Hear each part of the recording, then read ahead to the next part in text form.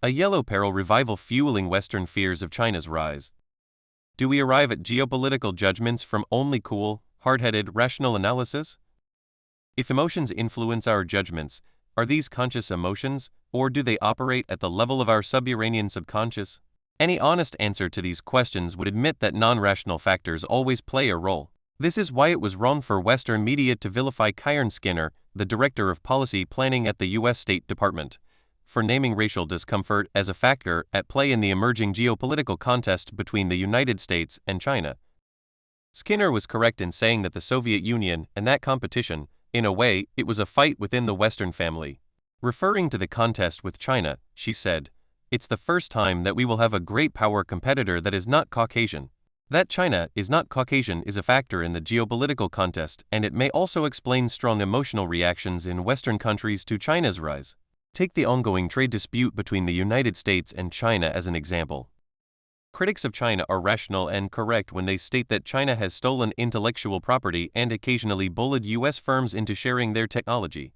But a calm, rational description of China's behavior would also add that such behavior is normal for an emerging economy. The United States also stole intellectual property, especially from the British, at a similar stage of its economic development.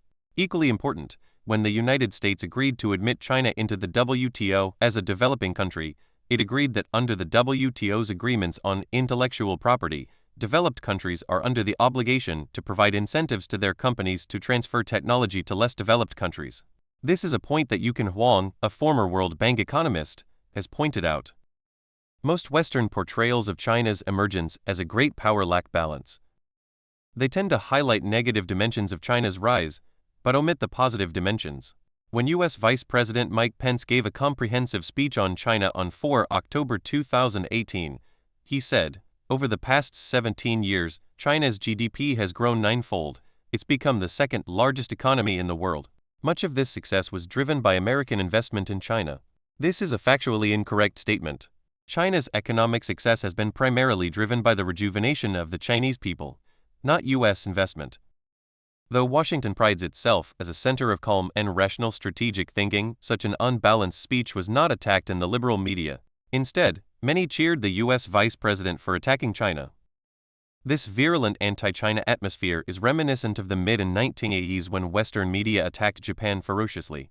The distrust of yellow-skinned people has resurfaced again.